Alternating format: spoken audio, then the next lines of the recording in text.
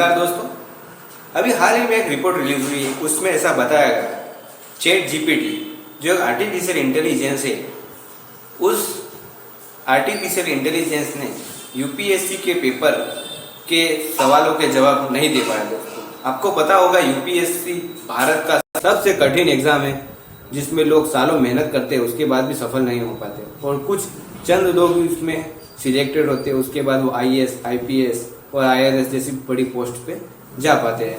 तो क्या है चैट जीपीटी?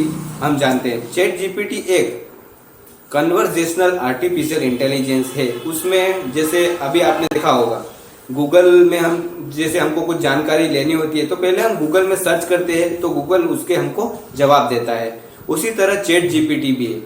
चैट जीपीटी में अगर हम किसी चीज को, जैसे कि फॉर एग्जांपल हमें किसी चीज का जवाब चाहिए, हमने उस चैट जीपीटी पे टाइप किया तो चैट जीपीटी हमें उसका जवाब तुरंत दे देगा, वो भी प्रॉपर। जबकि गूगल में ऐसा नहीं होता है। गूगल में हमें डिफरेंट साइट पर जाकर हमें डाटा कलेक्ट करना पड़ता है, तब जाकर हमें प्रॉपर डाटा मिलता है। पर चैट जीपीटी में ऐसा नहीं है। चैट जीपीटी में आपको एकदम फैक्ट डाटा मिलेगा। पर ऐसा क्या हुआ कि चैट जीपीटी यूपीएससी के पेपर के आंसर नहीं दे पाया और यूपीएससी के पेपर में फेल हो गया। यूपीएससी के लगभग 100 क्वेश्चन का पेपर होता है, उसमें से चैट जीपीटी ने लगभग 54 क्वेश्चनों के ही आंसर दे पाया। ये रिपोर्ट पब्लिक किसने करी और ये टेस्ट लिया किसने होगा? सबके मन में ये ख्याल तो जरूर आ रहा होगा। तो ये जो टेस्ट है, एनालिटिकल इंडिया मैगजीन ने ये टेस्ट लिया चैट जीपीटी से।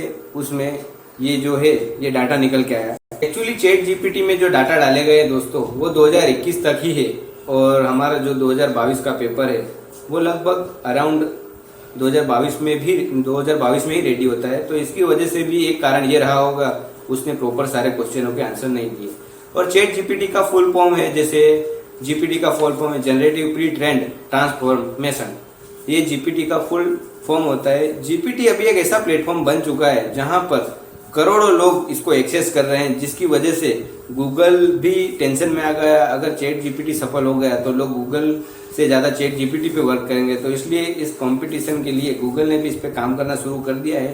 तो यही है चैट जीपीटी का कॉन्सेप्ट। और कभी कभी इसमें बिजनेस भी हो सकती है, जैसे ये एक विचारधारा पे भी कभी चल सकता है।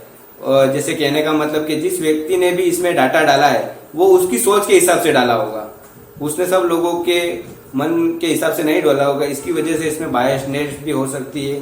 और चैट जीपीटी है 24/7 अवेलेबल रहता है। और जैसे मेन है ह्यूमन है, उसकी एक टाइम पीरियड होता है, उस टाइम पीरियड के बाद वो काम नहीं करता, जैसे 8 आवर्स जॉब करता है। जबकि चैट जीपीटी में ऐसा नहीं है। 24/7 कभी भी आप इनपुट डालो आपको आउटपुट तुरंत ही मिल जाएगा।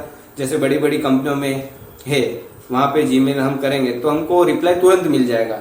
जबकि कभी ऐसा होता है जैसे हम अभी कॉल करते हैं टोल फ्री नंबर पे तो हमको बहुत टाइम तक वेटिंग में रहना पड़ता है। तो इस प्रॉब्लम का सॉल्यूशन भी हो जाएगा। पर एक नुकसान ये भी है, चैट जीपीटी के आने के कारण बहुत सारे लोगों की नौकरियों के खतरे बढ़ सकते हैं, क्योंकि जब आर्टिफिशियल इंटेलिजेंस रहेगा तो लोग मैन पावर को नहीं करेंगे रिक्रूट, क्योंकि डायरेक्ट जब सॉफ्टवेयर के थ्रू काम हो रहा है तो इजी तो क्यों करेंगे। तो इस वजह से इसका एक डिसएडवांटेज भी है। और एडवांटेज ये है कि आपको डाटा तुरंत मिल जाएगा। और इसका सबसे बड़ा डिसएडवांटेज ये भी है कि इससे हमारे दिमाग में जंग लगने के खतरे बढ़ सकते हैं। जंग इन द सेंस के फॉर एग्जांपल हमारे सोचने की क्षमता कम हो जाएगी, क्योंकि अगर हमें तुरंत जवाब अगर कहीं से मिल जाते हैं तो हम क्या हमारा दिमाग लगाना कम कर देते हैं। जैसे गूगल में क्या मेहनत करनी पड़ती थी, हमें प्रॉपर जवाब नहीं मिल पाते थे। बट चैट जीपीटी में ऐसा नहीं है।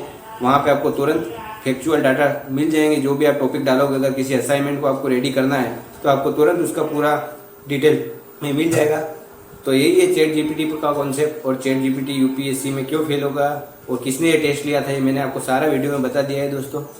तो अब तक के लिए थैंक यू।